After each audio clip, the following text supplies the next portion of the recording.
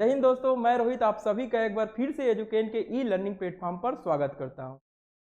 आज हम देखेंगे स्वतंत्रता आंदोलन से संबंधित महत्वपूर्ण घटनाक्रम को। तो चलिए चलते हैं सीधे सेशन की ओर। ठीक,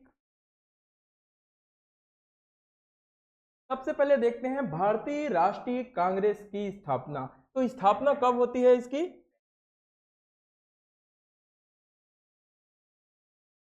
अच्छा, भारतीय राष्ट्रीय कांग्रेस की स्थापना के बारे में बात कर लेते हैं। तो सबसे पहले इसकी स्थापना देखते हैं। तो 28 दिसंबर 1885 में भारतीय राष्ट्रीय कांग्रेस की स्थापना होता है। ठीक है, फिर इसके संस्थापक की बात कर लेते हैं। तो ए ओ ह्यूम इसके संस्थापक थे। ठीक है, ए ओ ह्यूम इसके संस्थापक थे। स्थान स्थान की बात कर लेते हैं। तो भारतीय राष्ट्रीय कांग्रेस की स्थापना कहाँ हुई? तो भैया मुंबई में हुई। मुंबई में भी तेजपाल संस्कृत विद्यालय में क्या हुआ था? भारतीय राष्ट्रीय कांग्रेस का स्थापना हुआ था। जब भारतीय राष्ट्रीय कांग्रेस का स्थापना हुआ तब उस समय जो वायसराय थे वो कौन थे? डफरिन थे। कौन थे? डफरिन थे। वायसराय की बात करें तो डफरिन थे। ठीक है, कांग्रेस की स्थापना हुई तो वहां उस समय तत्कालिक जो वायसराय थे वो कौन थे? डफरिन थे। इसीलिए तो कांग्रेस को डफरिन की मस्तिष्क की उपज कहा जाता था। ठीक है, कांग्रेस को किसके किसके मस्तिष्क की उपज कहा जाता था? तो डफरिन की मस्तिष्क की उपज। अच्छा, जब भारतीय राष्ट्रीय कांग्रेस स्थापना होता है तब उसका प्रारंभिक नाम भारतीय राष्ट्रीय कांग्रेस नहीं था। इसका प्रारंभिक नाम क्या था? भारतीय राष्ट्रीय संघ था। भारतीय राष्ट्रीय संघ इसका प्रारंभिक नाम था। बाद में दादा भाई नौरोजी द्वारा दादा भाई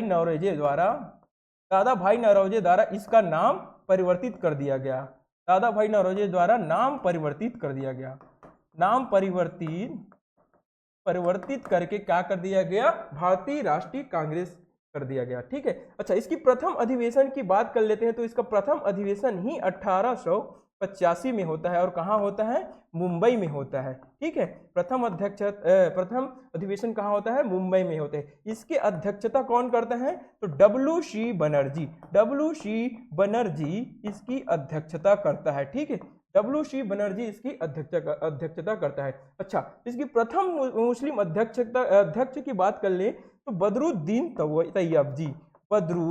तैयब जी इनके प्रथम मुस्लिम अध्यक्ष है। ठीक है, बदरुद्दीन तैयब जी।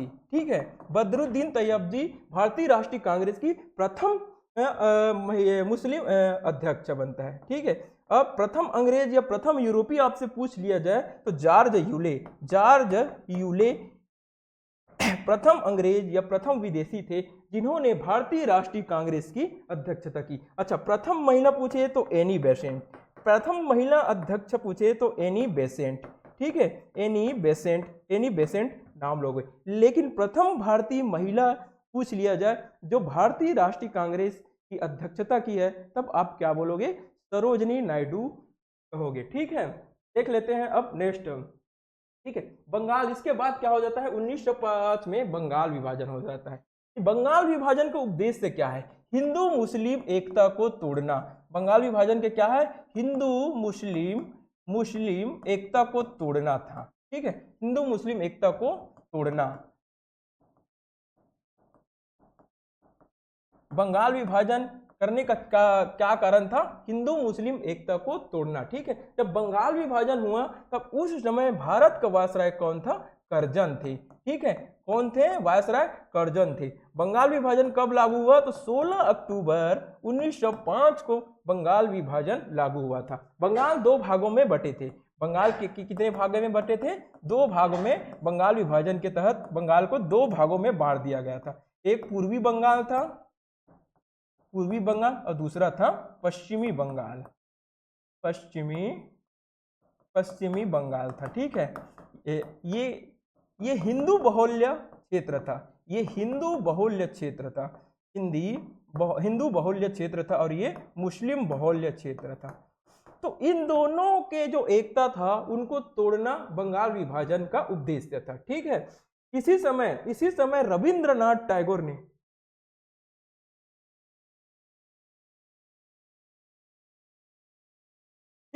तो ये क्या था लागू कब हुआ? 16 अक्टूबर 1905, ठीक है। 16 अक्टूबर, सॉरी थोड़ा सा मिस्टेक हो गया, तो ये उल्टा हो गया है, ठीक है। ये इधर रहेगा और ये इधर रहेगा, इसको करेक्शन कर लेंगे, ठीक है। तो जैसे 16 अक्टूबर 1905 को बंगाल विभाजन लागू होता है, ठीक है, तब उसी समय बंगाल में काला दिवस के रूप में मनाया जाता है, बंगाल में शोक दिवस के रूप में मनाया जाता है। और इसी समय जो हमारे रविंद्रनाथ टैगोर जी है अपनी प्रसिद्ध गीत लिखता है, प्रसिद्ध गीत लिखता है आर.बी. टैगोर ने अपनी प्रसिद्ध गीत लिखता है, ठीक है। आर.बी. टैगोर ने अपनी प्रसिद्ध गीत अमार बंगला सोनार लिखता है, अमार बंगला सोनार को लिखता है। यही गीत आगे चलकर बांग्लादेश के राजकीय गीत के रूप में प्रसिद्धि मिलता है, ठीक है। अब क्या हो जाता है, जैसे ही बंगाल विभाजन होता है उसके बाद मुस्लिम लीग की स्थापना होता है। स्थापना कहाँ होता है भैया? ढाका में, ठीक है। ढाका कहाँ है? बांग्लादेश में, ठीक है। ढाका में इसने स्थापना करते हैं सर आगा खां द्वारा, इसका स्थापना होता है। सर आगा खां और आगा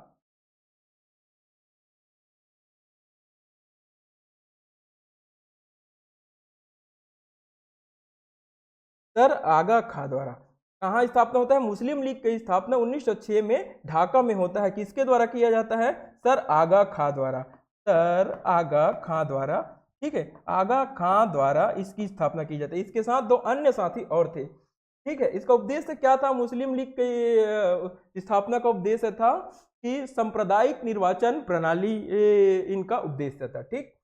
फिर आगे चलते हैं, आगे क्या हो जाता है? 1907 में सूरत का विभाजन हो जाता है। तो कांग्रेस का जो सूरत अधिवेशन होता है वो 1907 में होता है। कहाँ होता है? सूरत, जैसे कि नाम से स्पष्ट है, सूरत में होता है, ठीक। अध्यक्षता कौन करता है? तो राम बिहारी घोष, ठीक है। राम बिहारी घोष द्वारा इसकी अध्यक्षता किया जाता है, ठीक है। क्या था इसमें? सूरत ये जो अधिवेशन में है वो कांग्रेस दो भागों में बढ़ जाता है, ठीक है। कांग्रेस कितने भागों में बढ़ जाता है? दो भागों में। कांग्रेस दो भागों में बढ़ जाता है, ठीक। दो भागों में बट जाता है, ठीक है, बट जाता है, ठीक है। एक को हम गरम दल और नरम दल, नरम दल, ठीक है। कांग्रेस कितने भागों में बढ़ जाता है? सूरत अधिवेशन में दो भागों में बढ़ जाता है। और इसकी अध्यक्षता कौन करता है? तो राम बिहारी घोष द्वारा किया जाता है। फिर आता है खुद्दीराम बोस को फांसी 1908 में। क्या कारण थे खुद्दीराम बोस को फांसी देने के? तो क्या कारण थे? ये क्या किए? मुजफ्फरपुर थे, मुजफ्फरपुर के जो जज थे, किंग्सफोर्ड, मुजफ्फरपुर के जज के हत्या के आरोप में इन्हें फांसी दिया जाता है, ठीक है। आरोप में इन्हें फांसी दिया जाता है। कब दिया जाता है? 11 अगस्त 1908 को खुद्दीराम बोस को फांसी दिया जाता है। और ये सबसे युवा, ये स्वतंत्रता आंदोलन में शहीद होने वाले सबसे युवा थे, ठीक है। स्वतंत्रता आंदोलन में शहीद होने वाले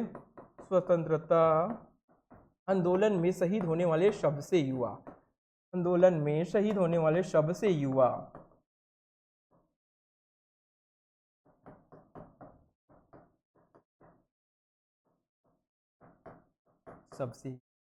महज 18 वर्ष की उम्र में खुद्दीराम बोस को फांसी दे दी जाती है, ठीक है। इसके बाद महत्वपूर्ण घटनाक्रम है बंगाल विभाजन को रद्द। क्या थे? हम लोग देखे थे कि 1905 में बंगाल को दो भागों में बांट दिया गया था, ठीक है। अब उन्हीं बंगाल विभाजन को रद्द कर दिया गया, ठीक है। जब बंगाल विभाजन रद्द होता है तो उस समय कौन थे?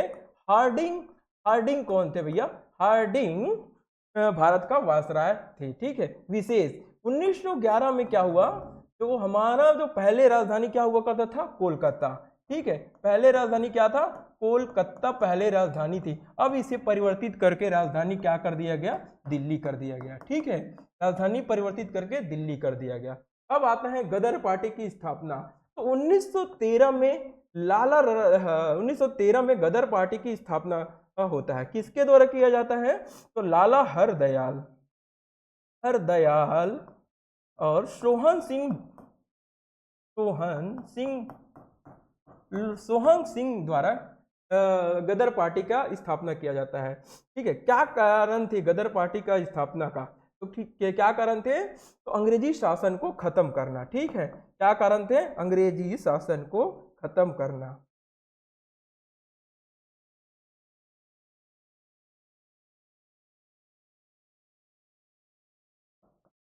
अंग्रेजी शासन को खत्म करना, शासन को खत्म करना। ठीक है, अंग्रेजी शासन को खत्म करना इनका प्रमुख उद्देश्य था। कहाँ स्थापना होता है गदर पार्टी के? तो सैन फ्रांसिस्को में। ठीक है, सैन फ्रांसिस्को में इसकी स्थापना होती है। ये कहाँ है? यूएसए। ये कहाँ है? यूएसए में। तो एक अंतर्राष्ट्रीय स्तर पर गठित एक राजनीतिक संगठन था जिसकी स्थापना लाला हरदयाल और सोहन सिंह भाकना द्वारा किया जाता है। ठीक है, नेक्स्ट घटनाक्रम के बारे में देखते हैं। अब क्या होता है?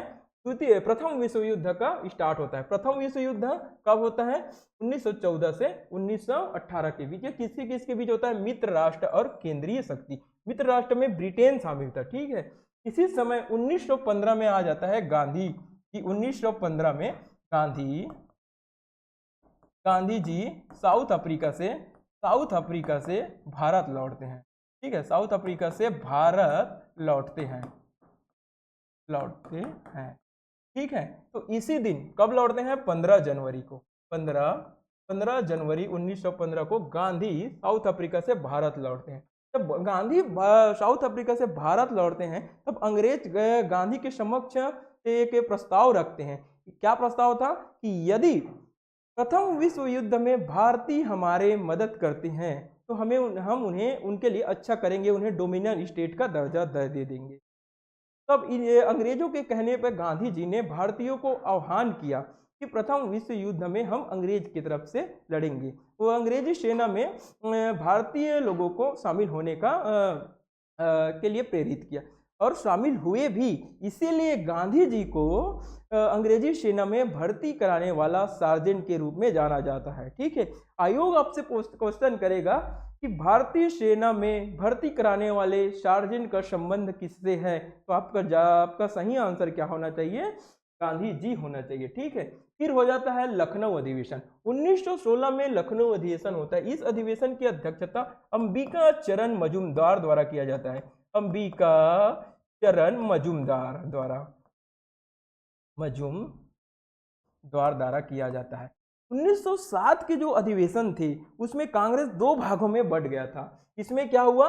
कांग्रेस दो भागों में बटे थे, वो इसमें एक हो गया। कांग्रेस क्या हो गया? एक हो गया। ठीक है, कांग्रेस एक हो गया। ठीक है, 1907 में तो कांग्रेस दो भाग में बट गया था, गरम दल और एक नरम दल। इसमें क्या हुआ? कांग्रेस वो गरम दल और नरम दल एक हो गए। ठीक है, फिर आता है होम रूल लीग की स्थापना। ठीक है, क्या कारण थे होम रूल लीग की स्थापना? क्या कारण थे होम रूल लीग की स्थापना का? क्या कारण थे?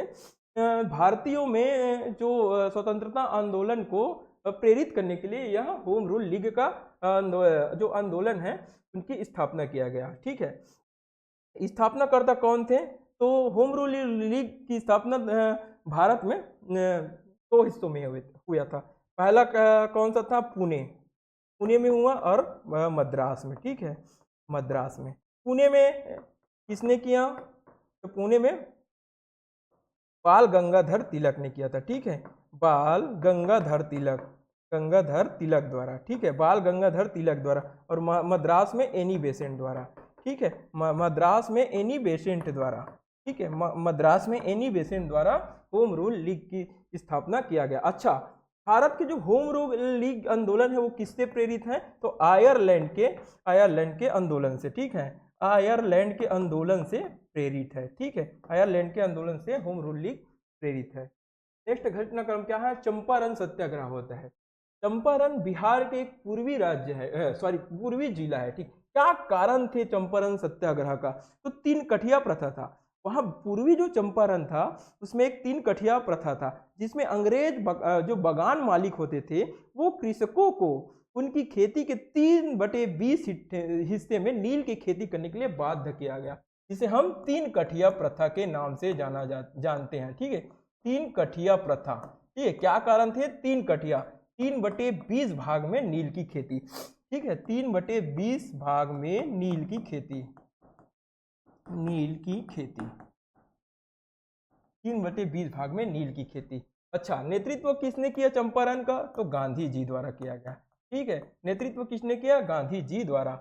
यह आंदोलन गांधी जी के नेतृत्व में सफल हुआ था। ठीक है, इसी समय महात्मा की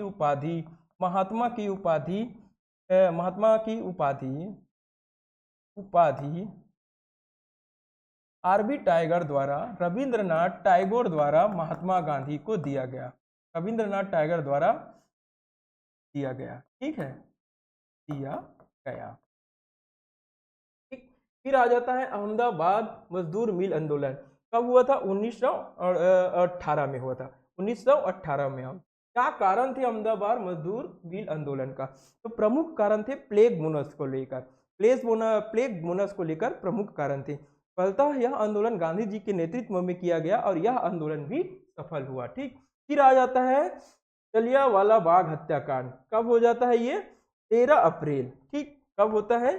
13 अप्रैल 1919 को। क्या कारण थे जलियांवाला बाग हत्याकांड का? ठीक, क्या कारण थे जलियांवाला बाग हत्याकांड का? एक मिनट। अच्छा, ये जलियांवाला बाग हत्याकांड से पहले एक आंदोलन होता है। कौन सा आंदोलन होता है?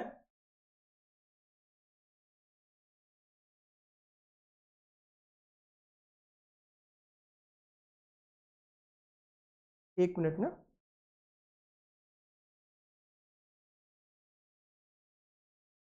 हो गया।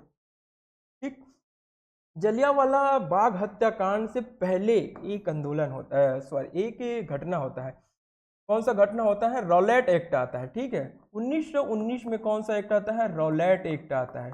रॉलेट एक्ट भारत में आता है। इस एक्ट को बिना अपील, बिना अपील, बिना अपील, बिना दलील, बिना दलील, बिना अपील, बिना दलील और बिना वकील के कानून कहा जाता है। ठीक है, बिना वकील का कानून कहा जाता था। ठीक है, रॉलेट एक्ट के तहत यदि अंग्रेज सरकार किसी के ऊपर शक करता तो उन्हें मतलब शक के आधार पर उस व्यक्ति को गिरफ्तार करके उस पर मुकदमा चला सकता था।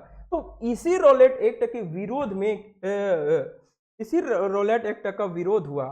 ठीक है, जलियांवाला इसी रॉलेट एक्ट का विरोध जलियांवाला बाग में हुआ था। ठीक, तो वहां क्या था? इसके विरोध था। ठीक है, रॉलेट एक्ट का,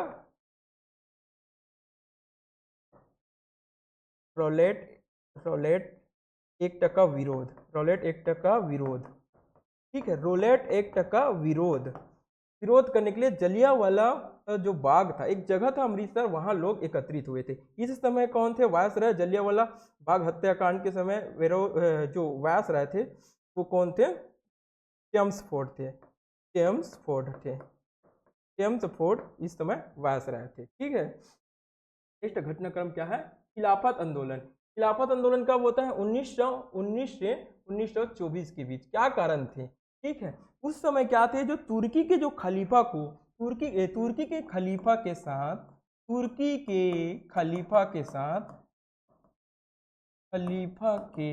दुर्व्यवहार, तुर्की के खलीफा के साथ दुर्व्यवहार। ठीक है, तुर्की के खलीफा के साथ दुर्व्यवहार, क्योंकि वहाँ जब पहले क्या था, जो समस्त जो मुसलमान थे वो तुर्की के खलीफा को अपना धर्म गुरु मानते थे। तो तुर्की के जो खलीफा थे उनके साथ अंग्रेज द्वारा दुर्व्यवहार किया गया। फलस्वरूप खिलाफत आंदोलन स्टार्ट होता है। नेतृत्व कौन करता है? तो अली बंधु द्वारा। ठीक है, अली बंधु द्वारा नेतृत्व किया जाता है। ठीक है, अली बंधु द्वारा नेतृत्व किया जाता है। यह आंदोलन सफल होता है। ठीक है, यह आंदोलन सफल हो जाता है। ठीक, फिर आ जाता है असहयोग आंदोलन। अब क्या था? जो गांधी जी को अंग्रेज तो बोल दिए थे कि द्वितीय विश्व युद्ध के दौरान यदि भारतीय हमारे मदद करेंगे तो हम उन्हें उनके लिए अच्छा करेंगे, उन्हें डोमिनियन स्टेट का दर्जा दे देंगे। लेकिन दिया क्या? रॉलेट एक्ट, जलियांवाला बाग हत्याकांड। ठीक है, तो इनसे आहत होकर गांधी जी ने क्या कर दिया? असहयोग आंदोलन प्रारंभ कर दिया। ठीक है, असहयोग आंदोलन प्रारंभ कर दिया। यह आंदोलन भी सफल रहा और गांधी जी के नेतृत्व में किया। ठीक है, गांधी जी के नेतृत्व में यह आंदोलन सफल हुआ। ठीक है, फिर हो जाता है चौरा चौरी कांड। चौरा चौरी कांड ये कहाँ है? चौरा चौरी कहाँ है? उत्तर प्रदेश में। ठीक है, चौरा चौरी कहाँ है? उत्तर प्रदेश में है। क्या कारण थे? ठीक, क्या कारण थे चौरा चौरी कांड का? ठीक, असहयोग आंदोलन जो जब हुआ उसके बाद क्या आया? चौरा चौरी कांड। क्या कारण थे? तो कुछ किसान थे वो जो रॉलेट एक्ट का विरोध कर रहे थे, तो वहाँ क्या हुआ? भीड़ को कंट्रोल करने के लिए अंग्रेज अधिकारी द्वारा किसानों पर गोली चला दिया गया। तब क्या थे? किसान उग्र हो गए और जो चौरा चौरी जो कांड थे, चौरा चौरी जो जगह थी, वहाँ पुलिस स्टेशन में चले गए और पूरे पुलिस स्टेशन को आग लगा दिया गया। ठीक है, इससे आहत होकर पुलिस स्टेशन को जब आग लगाया गया तो 22 जो पुलिसकर्मी थे वहाँ मारे गए। इससे गांधी जी को बहुत आहत हुआ और असहयोग आंदोलन को रद्द कर दिया। ठीक है, असहयोग आंदोलन को रद्द कर दिया गया। अब आता है स्वराज पार्टी का गठन। 1923 में स्वराज पार्टी का गठन हुआ। ठीक है, क्या कारण थे स्वराज पार्टी का गठन का? तो स्वशासन इनका प्रमुख उद्देश्य था। ठीक है, स्वशासन करने हेतु स्वराज पार्टी का गठन किया गया। किसके द्वारा किया गया? तो सी आर दास और मोतीलाल नेहरू द्वारा। सी आर दास और मोतीलाल नेहरू द्वारा। ठीक है, फिर आ जाता है कांग्रेस का बेलगांव अधिवेशन। ये है बेलगांव अधिवेशन। ठीक है, यह है कांग्रेस का बेलगांव अधिवेशन। कब होता है? 1924 में। ठीक है, क्या था? एकमात्र अधिवेशन था तो जिसकी अध्यक्षता गांधी जी द्वारा किया गया। गांधी जी द्वारा अध्यक्षता किया गया था। एकमात्र अधिवेशन था बेलगांव अधिवेशन जिसकी अध्यक्षता महात्मा गांधी जी द्वारा किया गया। इसके जस्ट बाद 1925 में आता है कानपुर अधिवेशन था। ठीक है, 1925 में आता है कानपुर अधिवेशन। इस अधिवेशन की अध्यक्षता किसके द्वारा किया गया? तो सरोजिनी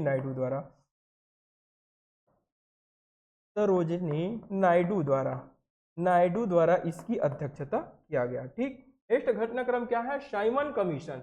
ठीक है, साइमन कमीशन का गठन 1927 में होता है। भारत कब आता है? फरवरी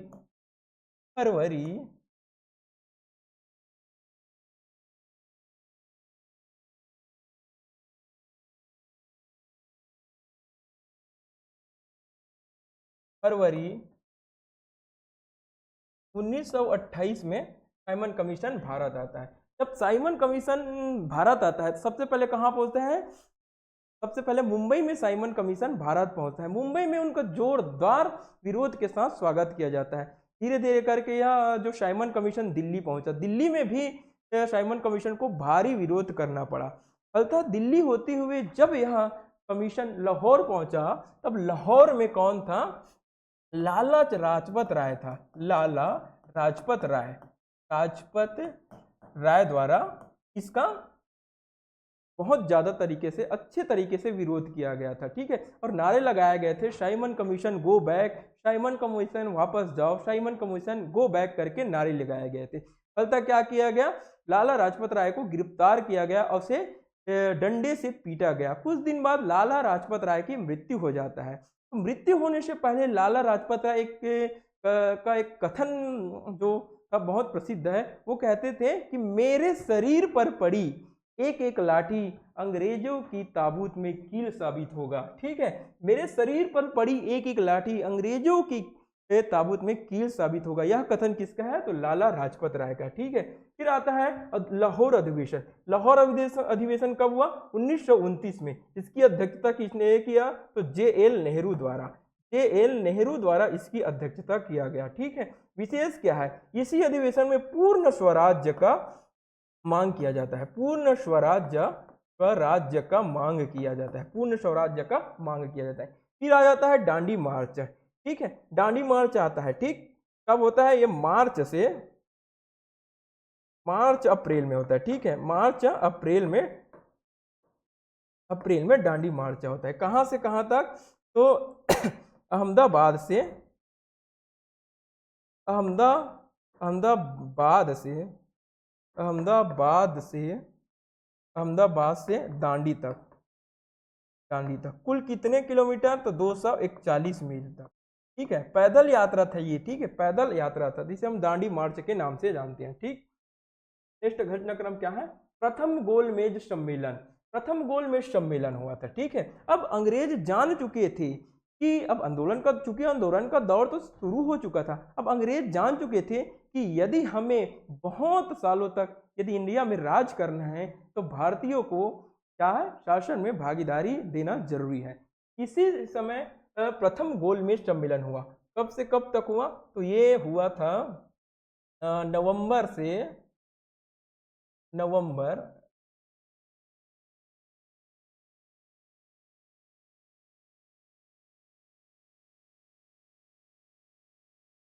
नवंबर 1930 से जनवरी 1931 तक। ठीक है, 1931 तक। विशेष क्या था इसमें? कांग्रेस ने भाग नहीं लिया था। ठीक है, कांग्रेस ने भाग नहीं लिया था। वायसराय कौन थे? तो इरविन थे। इरविन उस समय वायसराय थे। ठीक, फिर क्या होता है? इसके बाद आता है जनवरी तक ये क्या हुआ? प्रथम गोलमेज सम्मेलन। फिर आ जाता है कौन सा? फिर 23 मार्च 1931 आ जाता है। ठीक है, इसमें क्या हुआ? तो हमारे जो भगत सिंह, राजगुरु और सुखदेव को फांसी दे दिया गया था। ठीक है, 23 मार्च को क्या दे दिया गया था? भगत सिंह, सुखदेव और राजगुरु को फांसी दे दिया गया था। ठीक है, क्या कारण थे इन तीनों को फांसी देने का? ठीक है, तो 3 कारण थे, पहला, दूसरा और तीसरा। पहला कारण क्या था? केंद्रीय विधानसभा में बम फेंकना।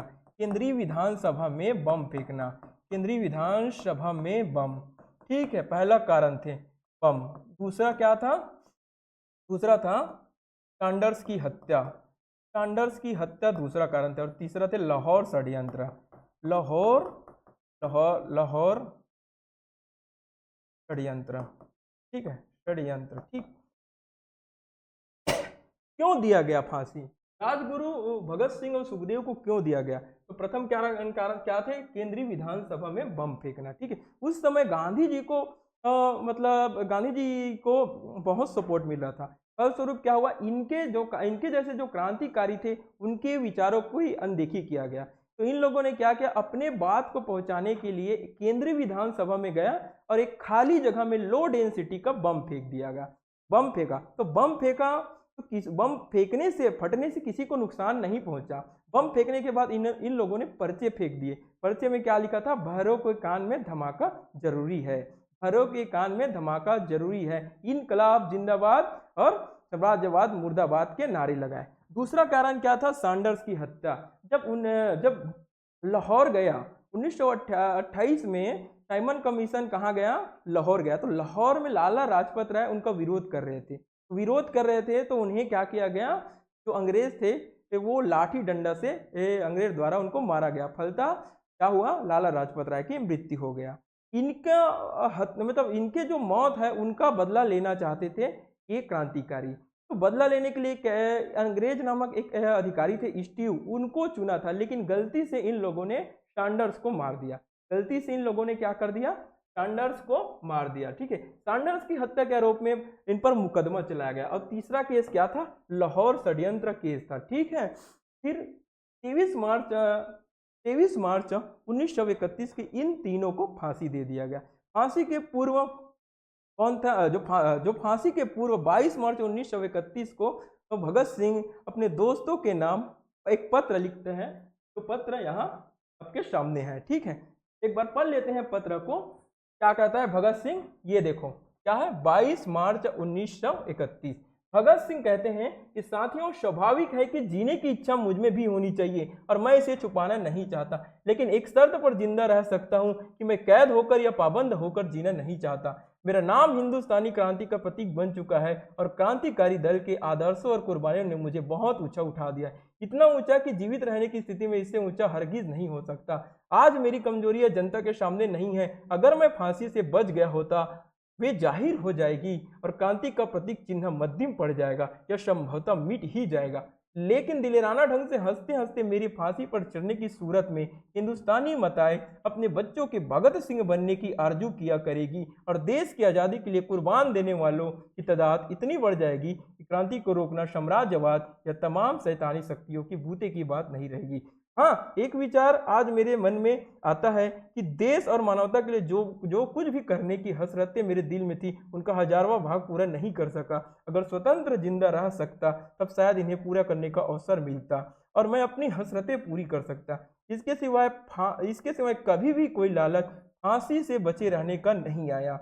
मुझसे अधिक भाग्यशाली कौन होगा। आजकल मुझे स्वयं पर बहुत गर्व है। अब तो बड़ी बेताबी से अंतिम परीक्षा का इंतजार है। कामना है यह और नजदीक आ जाए। आपका साथी भगत सिंह। तो यह पत्र 22 मार्च 1931 को भगत सिंह द्वारा अपने साथियों के नाम लिखा गया। अपने साथियों के माध्यम से पूरा देश के नाम यह पत्र लिखा गया था। अगला घटनाक्रम क्या है? पूना पैक्ट होता है। 26 सितंबर को पूना पैक्ट होता है। कहाँ होता है? पुणे में। ठीक है, पूना के यरवड़ा जेल में। यरवड़ा जेल में, ठीक है, यरवड़ा जेल में। ठीक, किसके बीच होता है? ये पुणे में होता है। किनके मध्य होता है? ये B.R. अम्बेडकर।